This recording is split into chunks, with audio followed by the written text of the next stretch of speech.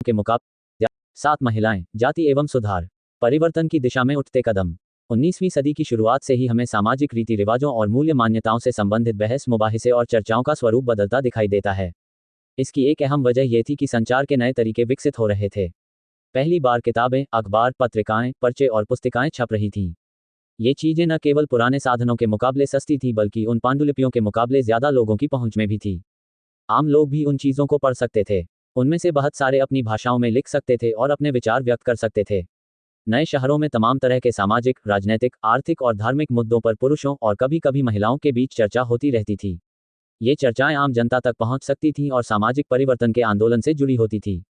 राजा राममोहन राय 1772-1833 इसी तरह के एक सुधारक थे। उन्होंने कलकत्ता में ब्रह्मो सभा के नाम से एक सुधारवादी संगठन बनाया था जिसे बाद में ब्रह्मो समाज के नाम से जाना गया। राममोहन रॉय जैसे लोगों को सुधारक इसलिए कहा जाता है क्योंकि वे मानते थे कि समाज में परिवर्तन लाना और अन्यायपूर्ण तौर तरीकों से छुटकारा पाना जरूरी है। राममोहन रॉय देश में पश्चिमी शिक्षा का प्रसार करने और महिलाओं के लिए ज्यादा स्वतंत्रता व समानता के पक्षधर थे। विधवाओं की जिंदगी में बदलाव लाने की कोशिश। राममोहन रॉय इस बात से काफी दुखी थे कि विधवा औरतों को अपनी जिंदगी में भारी कष्टों का सामना करना पड़ता है। इसी बात को ध्यान में रखते हुए उन्होंने सती प्रथा के खिलाफ मुहिम छेड़ी थी। राममोहन रॉय संस्कृत, फारसी तथा अन्य कई भारतीय एवं यूरोपीय भाषाओं के अच्छे ज्ञाता थे। उन्होंने अपने लेखन के जरिए ये सिद्ध करने का प्रयास किया कि प्राचीन ग्रंथों में विधवाओं को जलाने की अनुमति कहीं नहीं दी गई। 19वीं सदी के प्रारंभ तक बहुत सारे अंग्रेज अफसर भी भारतीय परंपराओं और रीति रिवाजों की आलोचना करने लगे थे। वे राममोहन रॉय के विचारों को सही मानते थे क्योंकि उनकी एक विद्वान व्यक्ति के रूप में प्रतिष्ठा थी। फलस्वरूप 1829 में सती प्रथा पर पाबंदी लगा दी गई। चित्र 2 राजा राममोहन रॉय, रेम्ब्रांट पील द्वारा बनाया गया चित्र, 1833। राममोहन रॉय ने इस अभियान के लिए जो रणनीति अपनाई उसके बाद के सुधारकों ने भी अपनाया। जब भी वे किसी हानिकारक प्रथा को चुनौती देना चाहते थे तो अक्सर प्राचीन धार्मिक ग्रंथों से ऐसे श्लोक या वाक्य ढूंढने का प्रयास करते थे जो उनकी सोच का समर्थन करते हों। इसके बाद वे दलील देते थे कि संबंधित वर्तमान रीति रिवाज प्रारंभिक परंपरा के खिलाफ हैं। प्रसिद्ध सुधारक ईश्वरचंद्र विद्यासागर ने भी विधवा विवाह के पक्ष में प्राचीन ग्रंथों का ही हवाला दिया था। अंग्रेज सरकार ने उनका ये सुझाव मान लिया और 1856 में विधवा विवाह के पक्ष में एक कानून पारित कर दिया। जो विधवाओं के विवाह का विरोध करते थे उन्होंने विद्यासागर का भी विरोध किया और यहां तक कि उनका बहिष्कार कर दिया। चित्र 5 ईश्वरचंद्र विद्यासागर। मद्रास प्रेसिडेंसी के तेलुगु भाषी इलाकों में वीरेशलिंगम पंतुलु ने विधवा विवाह के समर्थन में एक संगठन बनाया था। उत्तर में आर्य समाज की स्थापना करने वाले स्वामी दयानंद सरस्वती ने भी विधवा विवाह का समर्थन किया। दयानंद ने 1875 में आर्य समाज की स्थापना की थी। आर्य समाज ने हिंदू धर्म को सुधारने का प्रयास किया था। क्षेत्र 4 स्वामी दयानंद सरस्वती। लड़कियां स्कूल जाने लगती हैं। बहुत सारे सुधारकों को लगता था कि महिलाओं की दशा सुधारने के लिए लड़कियों को शिक्षित करना जरूरी है। कलकत्ता में विद्यासागर और बंबई में बहुत सारे अन्य सुधारकों ने लड़कियों के लिए स्कूल खोले। 19वीं सदी के मध्य में जब इस तरह के प्रारंभिक स्कूल खुले तो बहुत सारे लोग उनसे डरते थे। लोगों को भय था कि स्कूल वाले लड़कियों को घर से निकाल ले जाएंगे और उन्हें घरेलू कामकाज नहीं करने देंगे। स्कूल जाने के लिए लड़कियों को सार्वजनिक स्थानों से गुजरकर जाना पड़ता था। बहुत सारे लोगों को लगता था कि इससे लड़कियां बिगड़ जाएंगी। उनकी मान्यता थी कि लड़कियों को सार्वजनिक स्थानों से दूर रहना चाहिए। फलस्वरूप 19वीं सदी में पढ़ने लिखने वाली ज्यादातर महिलाओं को उनके उदार विचारों वाले पिता या पति की देखरेख में घर पर ही पढ़ाया जाता रहा। कई महिलाओं ने बिना किसी की मदद लिए खुद ही पढ़ना लिखना सीखा। रससुंदरी देवी ने आत्मकथा अमर जीवन लिखी। Important points. अमर जीवन 1876 में प्रकाशित हुआ था। ये रससुंदरी देवी की आत्मकथा है। साथ ही ये किसी भारतीय महिला द्वारा लिखी गई पहली आत्मकथा है। अमर जीवन में रससुंदरी देवी एक रूढ़िवादी बंगाली घराने में एक बाल वधू के रूप में अपने शुरुआती वर्षों से शुरू होने वाली अपनी जीवन कहानी बताती है। वह अपने संघर्षों, अनुभवों और उस समय के दौरान एक महिला के रूप में सामना की गई सामाजिक पाबंदियों का वर्णन करती हैं। ये पुस्तक 19वीं शताब्दी के बंगाल में महिलाओं के जीवन और चुनौतियों के बारे में अंतर्दृष्टि प्रदान करती है। ये बंगाली में प्रकाशित था। 19वीं सदी के आखिरी हिस्से में आर्य समाज द्वारा पंजाब में और ज्योतिराव फुले द्वारा महाराष्ट्र में लड़कियों के लिए स्कूल खोले गए। उत्तर भारत के कुलीन मुस्लिम परिवारों की महिलाएं अरबी में कुरान शरीफ पढ़ना सीखने लगीं। उन्हें घर पर ही पढ़ाने के लिए शिक्षिकाएं रखी जाती थीं। इस स्थिति को देखते हुए मुमताज अली जैसे कुछ सुधारकों ने कुरान शरीफ की आयतों का हवाला देकर कहा कि महिलाओं को भी शिक्षा का अधिकार मिलना चाहिए। महिलाओं के बारे में महिलाएं लिखने लगीं। 20वीं सदी की शुरुआत से ही बहुत सारी मुस्लिम महिलाओं ने महिला शिक्षा को बढ़ावा देने के लिए अहम भूमिका अदा की। भोपाल की बेगमों ने अलीगढ़ में लड़कियों के लिए प्राथमिक स्कूल खोला। बेगम रुकैया सखावत हुसैन भी इस दौर की एक प्रभावशाली महिला थी जिन्होंने कलकत्ता और पटना में मुस्लिम लड़कियों के लिए स्कूल खोले। वह रूढ़िवादी विचारों की कटु आलोचक थीं और उनका मानना था कि प्रत्येक धर्म के धार्मिक नेताओं ने औरतों को निचले दर्ज में रखा है। पूना में घर पर ही रहकर शिक्षा प्राप्त करने वाली ताराबाई शिंदे ने स्त्री पुरुष तुलना नाम से एक किताब प्रकाशित की जिसमें पुरुषों और महिलाओं के बीच मौजूद सामाजिक फर्कों की आलोचना की गई थी। संस्कृत की महान विद्वान पंडिता रमाबाई का मानना था कि हिंदू धर्म महिलाओं का दमन करता है। उन्होंने ऊंची जातियों की हिंदू महिलाओं की दुर्दशा पर एक किताब भी लिखी थी। उन्होंने पूना में एक विधवा गृह की स्थापना की जहां ससुराल वालों के हाथों अत्याचार झेल रही महिलाओं को पनाह दी जाती थी। वहां महिलाओं को ऐसी चीजें सिखाई जाती थी जिनके सहारे वे अपनी रोजी रोटी चला सके। चित्र 7 पंडिता रमाबाई। बहुत सारे हिंदू राष्ट्रवादियों को लगने लगा था कि हिंदू महिलाएं पश्चिमी तौर तरीके अपना रही हैं जिससे हिंदू संस्कृति भ्रष्ट होगी और पारिवारिक संस्कार नष्ट हो जाएंगे। रूढ़िवादी मुसलमान भी इन बदलावों के नतीजों को लेकर चिंतित थे। 20वीं शताब्दी में जवाहरलाल नेहरू और सुभाष चंद्र बोस जैसे नेताओं ने महिलाओं के लिए और अधिक स्वतंत्रता व समानता की मांगों का समर्थन किया। राष्ट्रीय नेताओं ने आश्वासन दिया कि स्वतंत्रता मिलने पर सभी पुरुषों व महिलाओं को वोट डालने का अधिकार दे दिया जाएगा।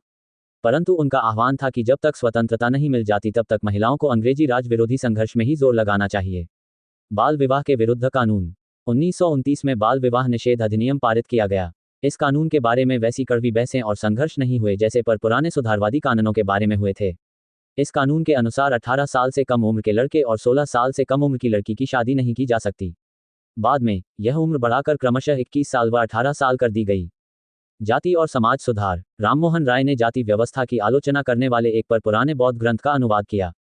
प्रार्थना समाज भक्ति परंपरा का समर्थक था जिसमें सभी जातियों की आध्यात्मिक समानता पर जोर दिया गया था। जाति उन्मूलन के लिए काम करने के लिए बंबई में 1840 में परमहंस मंडली का गठन किया गया।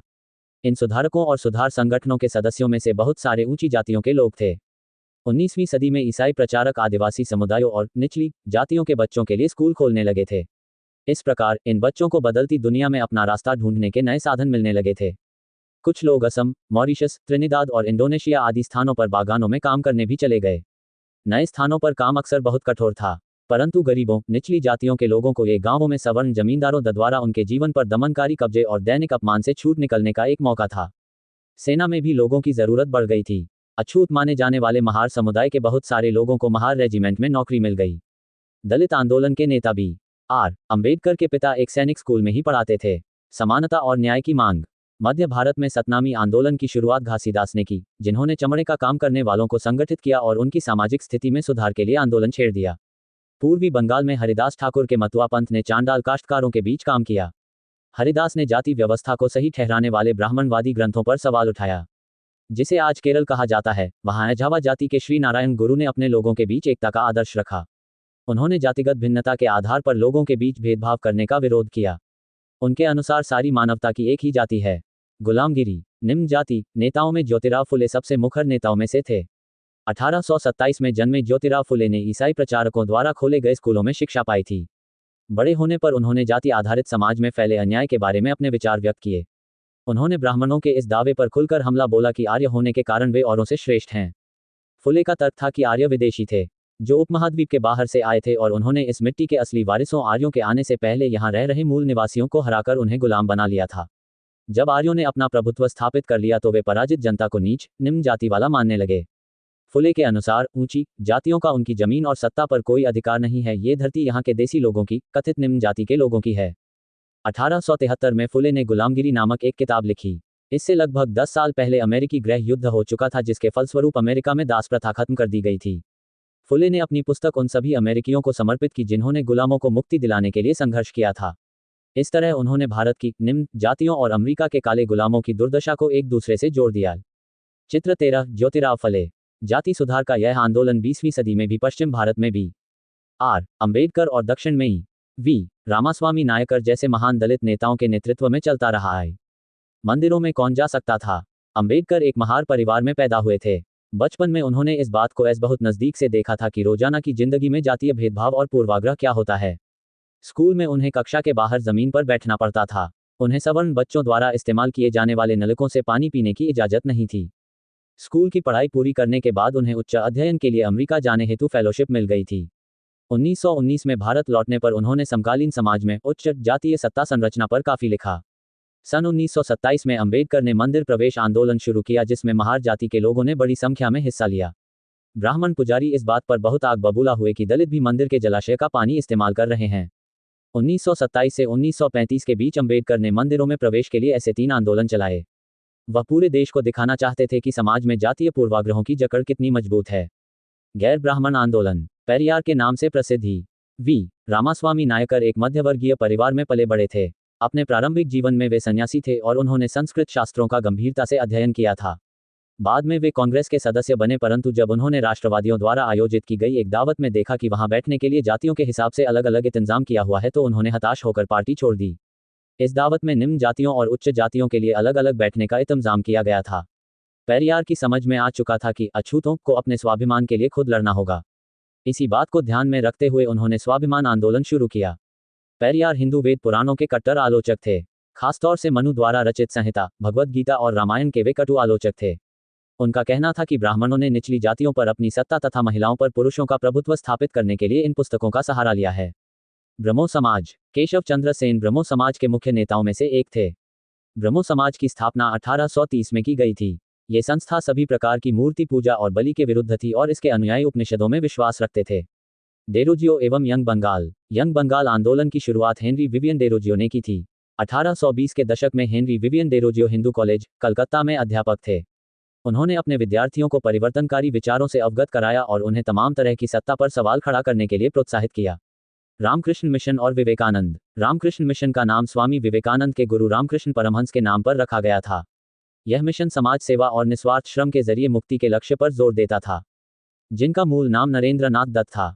स्वामी विवेकानंद ने सितंबर 1893 में शिकागो, यूएसए में आयोजित धर्म सम्मेलन में भाग लिया। विश्व धर्म की पहली संसद 1893 में शिकागो में आयोजित की गई थी। इसने सभी अलग अलग धर्मों को एक समान मंच पर लाने के पहले ठोस प्रयास को चिन्हित किया, जहां सभी धर्मों के नेता और प्रतिनिधि संवाद करने और अपने विचार साझा करने में सक्षम थे। प्रार्थना समाज। 1867 में बंबई में स्थापित प्रार्थना समाज ने जातीय बंधनों को खत्म करने और बाल विवाह के उन्मूलन के लिए प्रयास किया। प्रार्थना समाज ने महिलाओं की शिक्षा को प्रोत्साहित किया और विधवा विवाह पर लगी पाबंदी के खिलाफ आवाज उठाई। उसकी धार्मिक बैठकों में हिंदू, बौद्ध और ईसाई ग्रंथों पर विचार विमर्श किया जाता था। इसकी स्थापना आत्माराम पांडुरंग, महादेव गोविंद रांडे तथा इतिहासकार R.G. भंडारकर बंबई में 31 मार्च 1867 को की। स्वामी दयानंद सरस्वती 1875 में आर्य समाज के संस्थापक हैं। राजा राम मोहन राय 1828 में ब्रह्म समाज के संस्थापक हैं। स्वामी विवेकानंद 1897 में रामकृष्ण मिशन के संस्थापक हैं। वेद समाज। मद्रास, चेन्नई में 1864 में वेद समाज की स्थापना हुई।